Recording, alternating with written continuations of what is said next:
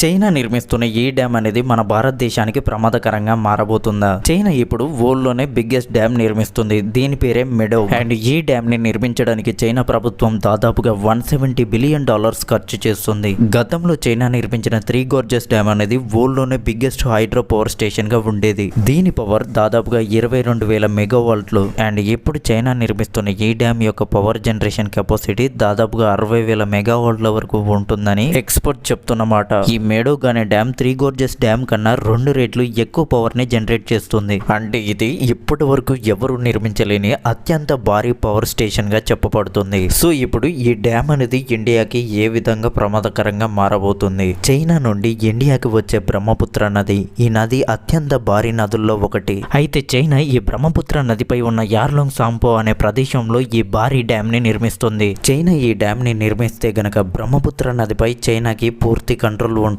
China నుండి ఇండియాకి వచ్చే బ్రహ్మపుత్ర నదిపై చైనా ఈ డ్యామ్ కట్టడం వల్ల చైనా కొన్ని వేల గ్యాలర్ల నీటిని స్టోర్ చేసుకోగలదు. ఇలా స్టోర్ చేసుకోవడం వల్ల ఇండియాకి అత్యధికంగా నీటి కొరత వచ్చే అవకాశం ఉంటుంది. ఎందుకంటే 50% ఇండియా ఈ నీటిపైన ఆధారపడి ఉంది. కాబట్టి ఈ డ్యామ్ వల్ల మన దేశం యొక్క ఎకానమీ దెబ్బతినే అవకాశం కూడా ఉంది. ఇన్ కేస్ ఫ్యూచర్ లో చైనాకి ఇండియాకి ఏదైనా వార్ జరిగితే కనుక చైనా ఈ డ్యామ్ ని ఒక వెపన్ లాగా కూడా వాడుకునే అవకాశం ఉంది.